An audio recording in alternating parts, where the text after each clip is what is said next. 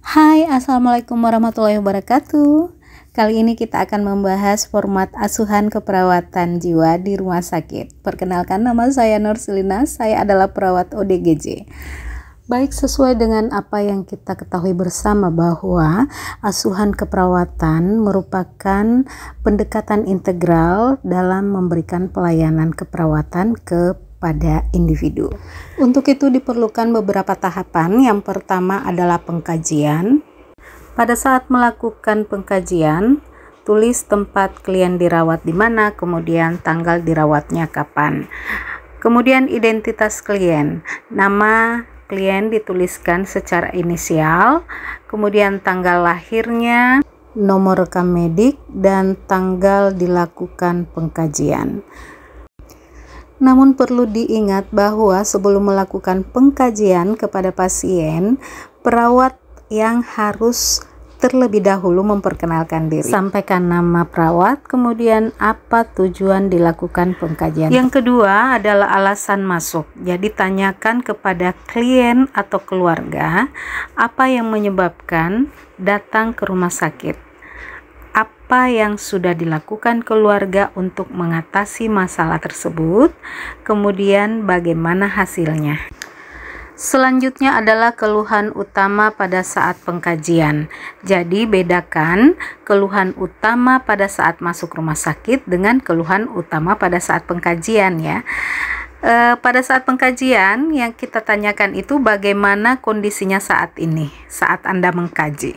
Kemudian apa penyebab keluhannya muncul, apa yang dilakukan bila keluhan tersebut muncul, kemudian kapan keluhan tersebut muncul. Selanjutnya faktor predisposisi.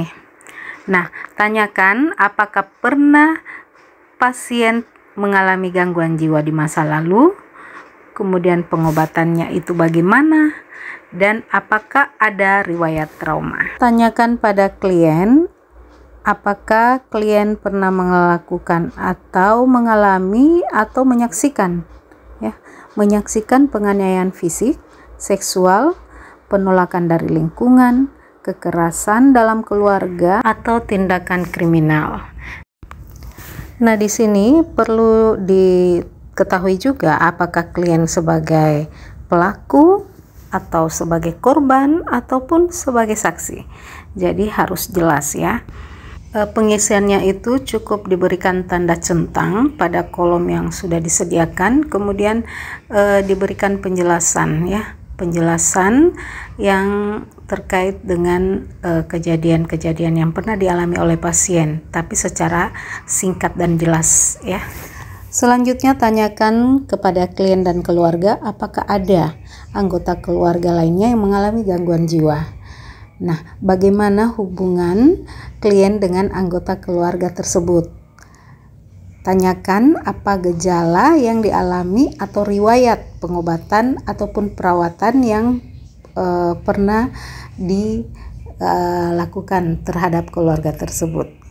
Ya, jadi tanyakan juga pada klien pengalaman yang tidak menyenangkan. Misalnya terjadi kegagalan, kemudian kehilangan atau perpisahan ataupun kematian atau trauma yang pernah dialami klien pada masa lalu. Selanjutnya adalah pemeriksaan fisik. Jadi ukur tanda-tanda vital, tekanan darah, nadi, suhu, dan pernapasan. Kemudian ukur tinggi badan dan berat badan. Kemudian tanyakan jika ada keluhan-keluhan fisik. Pemeriksaan fisik dilakukan dari kepala sampai ke kaki ya. Selanjutnya adalah pengkajian psikososial. Buat genogram ya, genogram 3 generasi yang menggambarkan hubungan klien dan keluarga, pola asuhnya bagaimana, kemudian komunikasi dalam keluarganya itu seperti apa. Kemudian kita masuk di konsep diri. Konsep diri ini terdiri atas 5. Yang pertama, gambaran diri. Nah, pada gambaran diri ini kita tanyakan persepsi klien terhadap tubuhnya. Bagian tubuh mana yang dia sukai ataupun bagian tubuh mana yang dia tidak sukai ya. Kemudian identitas diri. Tanyakan tentang status dan posisi klien sebelum dirawat. Bagaimana kepuasan klien sebagai laki-laki ataupun perempuan. Yang ketiga adalah peran. Tanyakan tugas atau peran yang diemban dalam keluarganya, dalam kelompoknya ataupun dalam masyarakat. Kemampuan klien dalam melaksanakan tugas atau peran tersebut bagaimana? Apakah dia mampu melaksanakan ataupun tidak, ya, seperti itu. Kemudian ideal diri. Tanyakan harapan terhadap tubuh, posisi, status, peran ataupun tugas, ya. Apa harapannya? Kemudian harapan klien terhadap lingkungannya, keluarganya, sekolahnya, atau tempat kerja ataupun di masyarakat. Nah, harapan klien terhadap penyakitnya bagaimana? Yang jelas ideal diri itu adalah harapan dan cita-cita klien itu apa. Oke. Kemudian yang terakhir adalah harga diri. Yang kelima, ya. Tanyakan hubungan klien dengan orang lain seperti apa yang berkaitan dengan posisi ataupun status pasien. Apakah klien itu merasa dihargai ataupun tidak, ya? Seperti itu. Dengan kata lain, penilaian atau penghargaan orang lain terhadap diri dan kehidupannya bagaimana? Ini harus dinarasikan, ya. Jadi kita deskripsikan, kita tulis secara narasi, kemudian disimpulkan masalah keperawatannya apa. Oke. Selanjutnya hubungan sosial. Tanyakan pada klien siapa orang yang paling berarti dalam kehidupannya. Kalau ada masalah, dia curhat sama siapa. Kemudian kalau ada minta pertolongan atau bantuan, dia minta sama siapa, ya. Dia mengadu kepada siapa kalau dia mempunyai masalah. Oke. Kemudian tanyakan juga kelompok apa saja yang diikuti dalam masyarakat. Nah, sejauh mana dia terlibat dalam kelompok tersebut. Kalau ada masalah, dituliskan, ya, masalah keperawatannya apa. Oke. Selanjutnya, spiritual. Spiritual ini berbicara mengenai nilai dan keyakinan. Jadi tanyakan pandangan atau keyakinan terhadap gangguan jiwa sesuai dengan norma dan agama yang dianut. Bagaimana menurutnya tentang gangguan jiwa sesuai dengan agamanya. Kemudian pandangan masyarakat, ya, pandangan masyarakat setempat tentang gangguan jiwa itu bagaimana. Nah, selanjutnya adalah kegiatan keagamaan, ya, kegiatan ibadah. Tanyakan kegiatan ibadah di rumah secara individu ataupun kelompok. Apakah dia melakukan kegiatan ibadah secara sendiri-sendiri ataupun secara berjamaah. Oke. Kemudian pendapat klien tentang kegiatan ibadah yang dia jalani bagaimana, ya. Nah, kalau ada masalah keperawatan, kita tuliskan di situ. Oke. Selanjutnya status mental. Status mental ini terdiri dari penampilan, ya. Di sini ada kolomnya, jadi kalian tinggal centang. Tidak rapi, penggunaan pakaian tidak sesuai, cara berpakaian tidak seperti biasanya. Itu dijelaskan lagi, kemudian dituliskan masalah keperawatannya jika kalian menemukan adanya masalah. Selanjutnya pembicaraan. Apakah dia cepat, gagap, apatis, inkoheren, keras, membisu, lembut, tidak mampu memulai pembicaraan, ya. Inkoheren itu adalah pembicaraan yang tidak nyambung. Jadi ditanyakan apa, dijawabnya apa. Kemudian susah dimengerti, jawabannya itu susah dimengerti, ya. Kalau apatis itu menunjukkan sikap yang kurang berminat. Jadi dia menunjukkan sikap yang acuh terhadap sekelilingnya. Oke. Mengerti, ya. Pengkajian selanjutnya aktivitas motorik. Lesu, gelisah, tik, tremor, grimasen, kompulsif, tegang, dan agitasi. Ini sama dengan sebelum-sebelumnya. Jadi tinggal kalian centang, ya, pada kolom yang sudah disediakan. Oke, tik adalah gerakan otot yang cepat dan berulang dan dilakukan secara tiba-tiba tanpa disadari, jadi tidak bisa dikontrol, dan biasanya disertai dengan sentakan suara. Nah, kalau tremor itu adalah gemetar. Gerakan ini juga tidak disadari dan tak bisa dikontrol. Misalnya saja klien kita suruh dia untuk merentangkan tangan atau menjulurkan tangan ke depan, maka jari-jarinya itu akan tampak gemetar. Selanjutnya grimasen. Grimasen itu adalah gerakan otot muka yang berubah-ubah dan tidak dapat dikontrol oleh klien. Kompulsif, kegiatan yang dilakukan berulang-ulang, seperti gerakan yang berulang, misalnya dia sudah cuci tangan, dia cuci tangan kembali, cuci muka, dia pergi cuci muka lagi, mandi, dia pergi mandi lagi. Pokoknya dia lakukan itu secara berulang-ulang. Nah, selanjutnya status mental yang perlu dikaji adalah alam perasaan. Nah, di alam perasaan ini kalian tinggal centang-centang juga bagaimana perasaan klien, sedih kah, kemudian ada ketakutan kah, putus asa, gembira berlebihan, ataupun ada khawatir. Nah, kalian juga harus menjelaskan kondisi klien. Misalnya dia ada sedih karena apa, itu dinarasikan. Oke, kemudian ditemukan masalah keperawatannya apa dan tulis ya. Selanjutnya afek ya, afek.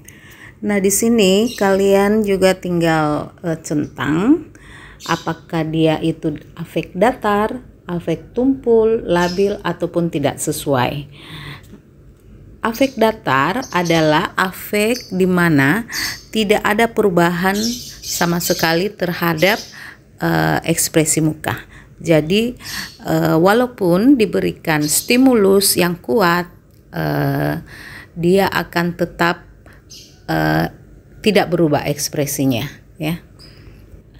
Nah, sebaliknya kalau afek tumpul, klien akan memberikan respon pada saat klien diberikan stimulus yang kuat.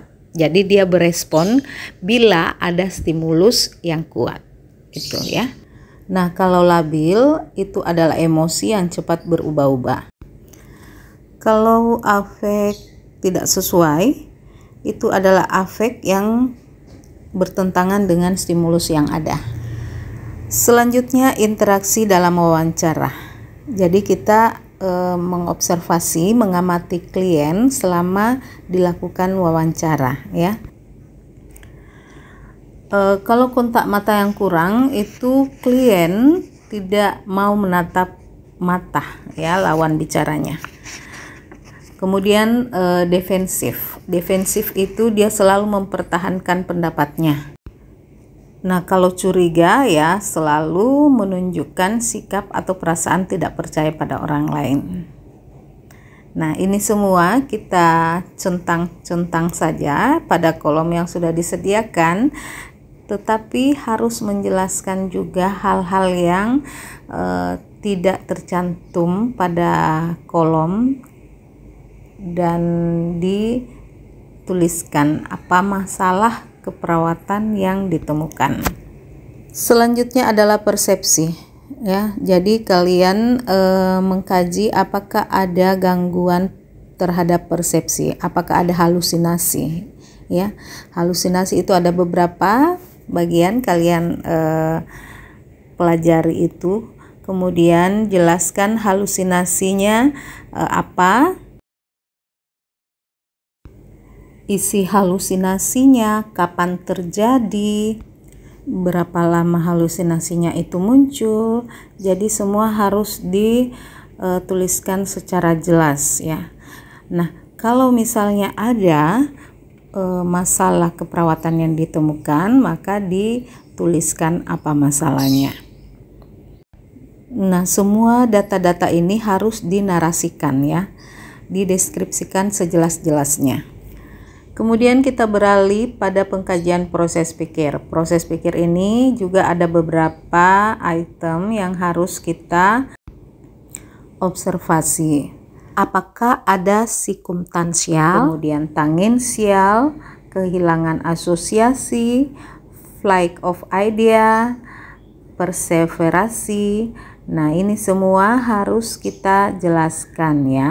Jelaskan apa yang dikatakan oleh klien pada saat wawancara. Nah, circumstantial itu adalah pembicaraan yang berbelit-belit, tetapi dia sampai pada tujuan pembicaraan. Ya, kalau tangensial dia berbelit-belit, tetapi tetap saja tidak sampai apa tujuan dari pembicaraan tersebut. Nah, kemudian kehilangan asosiasi. Kehilangan asosiasi itu pembicaraan yang tidak ada hubungannya antara satu kalimat dengan kalimat lainnya, ya. Dan klien tidak menyadari hal tersebut, gitu. Selanjutnya flight of idea, pembicaraan yang meloncat-loncat. Jadi dari topik satu ke topik lainnya. Masih ada hubungannya, tapi tidak logis, tidak masuk akal, dan tidak sampai pada tujuan.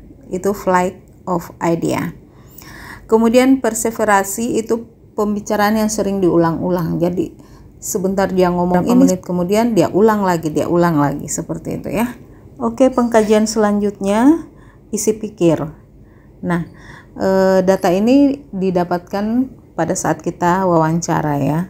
Apakah ada obsesi, kemudian ada fobia, hipokondria, depersonalisasi, ide yang terkait, pikiran magis, ataupun waham. Obsesi adalah pikiran yang selalu muncul. Jadi ada kecenderungan klien untuk selalu memikirkan atau memfokuskan sesuatu yang berlebihan ya. Dan klien sulit untuk menghilangkan. Oke, kemudian fobia. Fobia adalah ketakutan yang patologis, yang tidak logis terhadap suatu objek ataupun sesuatu situasi tertentu. Hipokondria adalah keyakinan klien terhadap dirinya bahwa dia ada gangguan terhadap organnya, terhadap tubuhnya, yang sebenarnya tidak ada apa-apa. Dia meyakini bahwa dirinya mempunyai penyakit dan mengancam nyawanya. Nah, depersonalisasi adalah perasaan klien yang dia merasa asing terhadap dirinya, juga terhadap orang dan lingkungannya. Ide yang terkait adalah keyakinan klien terhadap kejadian yang terjadi di lingkungannya yang bermakna atau terkait pada dirinya. Jadi dia merasa bahwa apa yang ada di lingkungannya ini adalah ada hubungannya dengan dirinya. Pikiran magis, keyakinan klien tentang kemampuannya melakukan hal-hal yang mustahil atau di luar kemampuannya ya. Selanjutnya adalah waham ya. Waham ini adalah keyakinan terhadap sesuatu yang tidak realistik ya, dan dilakukan secara terus-menerus. Dan ini terdiri atas beberapa bagian, ada waham agama, somatik, kebesaran, curiga, nihilistik, dan waham besar. Nah, sama seperti sebelumnya, ini dijelaskan ya, dijelaskan apa yang dikatakan klien pada saat wawancara. Dan jika ditemukan ada masalah keperawatan, maka dinarasikan, dituliskan apa masalah keperawatannya ya. Selanjutnya yang perlu kita kaji adalah tingkat kesadaran, apakah dia bingung, sedasi, stupor, atau orientasi waktu ya, adanya disorientasi waktu, tempat, dan orang. Stupor itu adalah suatu gangguan kesadaran di mana klien itu bisa dibangunkan, tetapi harus dengan stimulus yang kuat. Sedasi itu klien merasa melayang-layang antara sadar dengan tidak sadar, jadi dia itu selalu mengantuk. Nah, dari semua itu silahkan dicentang berdasarkan data yang didapatkan. Jelaskan data objektif dan subjektifnya. Kemudian apabila ada masalah keperawatan, dituliskan dan jelaskan apa yang dikatakan klien pada saat wawancara. Oke, selanjutnya kita masuk ke memori. Data ini diperoleh melalui wawancara. Ya, yang perlu dinilai adalah gangguan daya ingat dalam jangka panjang. Apakah ada gangguan daya ingat dalam jangka pendek? Kemudian apakah ada gangguan daya ingat pada saat sekarang? Kemudian apakah ada konfabulasi? Nah, gangguan daya ingat dalam waktu jangka panjang itu range-nya lebih dari 1 bulan. Jadi klien tersebut tidak mampu mengingat kejadian yang terjadi lebih dari 1 bulan. Nah, gangguan daya ingat dalam jangka pendek itu klien tidak dapat mengingat kejadian yang terjadi dalam minggu terakhir. Oke, selanjutnya gangguan daya ingat saat ini, klien tidak dapat mengingat kejadian yang baru-baru saja terjadi. Ya, kemudian adanya konfabulasi, pembicaraan yang tidak sesuai dengan kenyataan, dengan memasukkan cerita yang tidak benar untuk menutupi gangguan daya ingatnya. Nah, itu dijelaskan dan disesuaikan dengan data yang terkait. Kemudian disimpulkan masalah keperawatan apa yang dialami oleh klien tersebut. Oke, selanjutnya tingkat konsentrasi dalam berhitung. Ya, tingkat konsentrasi dan berhitung ini, data ini didapatkan juga melalui wawancara. Ya, apakah dia mudah dialihkan? Kemudian tidak mampu berkonsentrasi, tidak mampu berhitung. Nah, ini semua harus dituliskan datanya dan dituliskan masalah keperawatannya apabila ada. Ya, nah mudah dialihkan artinya dia mudah berganti dari satu objek ke objek yang lain. Oke, kemudian tidak mampu berkonsentrasi, klien selalu meminta agar pertanyaannya diulang-ulang.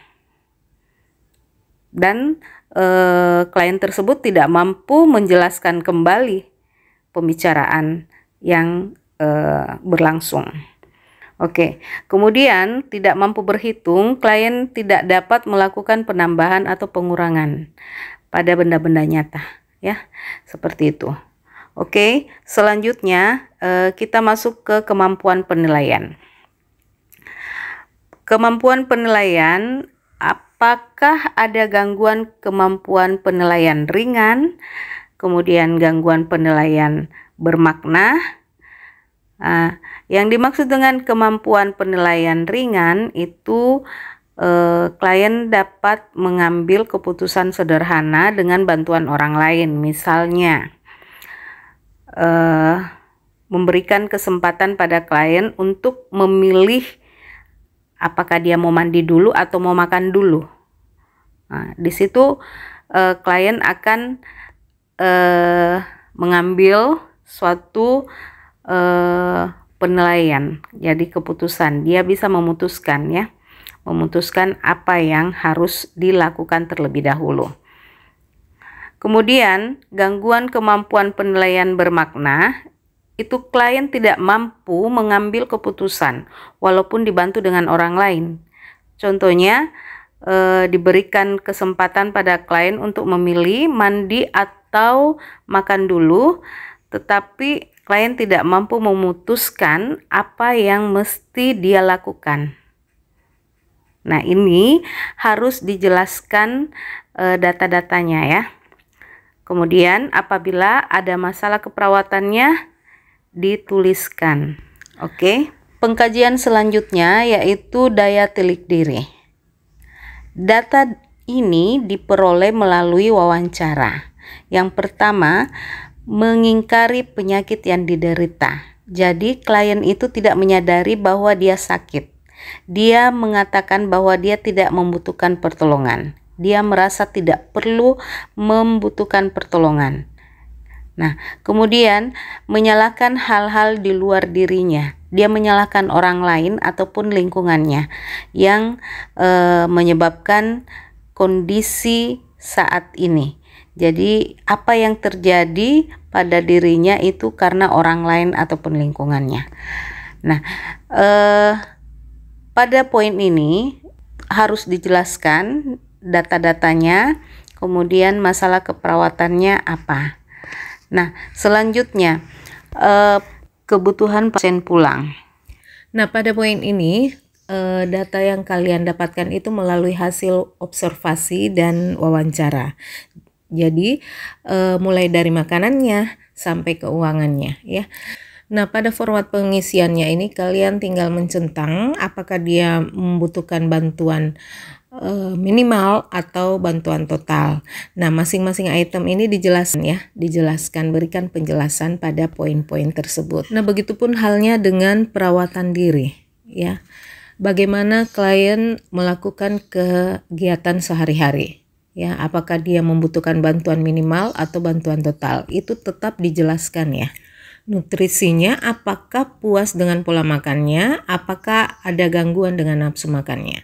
Kemudian pada bagian istirahatnya, apakah ada masalah tidur, kemudian apakah merasa segar setelah dia bangun tidur, kemudian apakah dia mempunyai kebiasaan tidur siang. Oke. Selanjutnya, bagaimana dia mengantisipasi kebutuhan sehari-hari. Membuat keputusan berdasarkan keinginan sendiri, mengatur penggunaan obat, melakukan pemeriksaan kesehatan. Nah, poin selanjutnya, klien memiliki sistem pendukung, apakah ya atau tidak, tentang keluarganya, terapis kalau ada, kemudian teman sejawat, dan kelompok sosial. Selanjutnya, mekanisme coping.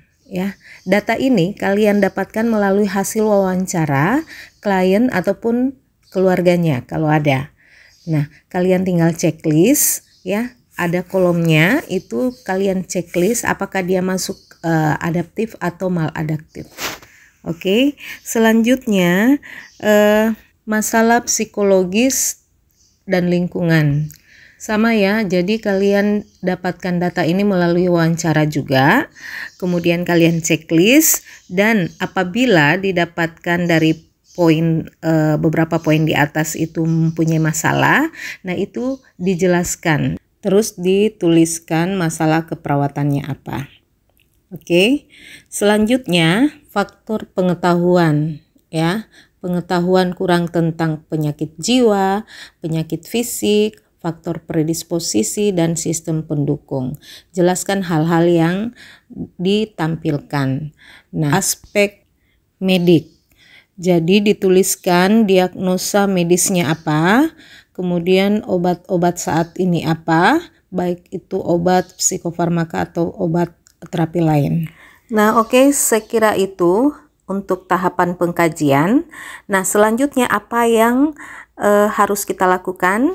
Yang dilakukan adalah mengelompokkan data-data yang sudah kita dapatkan. Tentu saja kita sudah mendapatkan data subjektif dan data objektif. Nah, di sini kita mengelompokkan, jadi klasifikasi antara data subjektif dengan data objektif, dituliskan dan diberikan kesimpulan. Baik, untuk pembahasan kali ini tentang asuhan keperawatan jiwa, khususnya pengkajian, kita akhiri dulu dan insya Allah kita bertemu lagi di tahapan selanjutnya. Semoga bermanfaat. Wassalamualaikum warahmatullahi wabarakatuh. Salam sehat jiwa.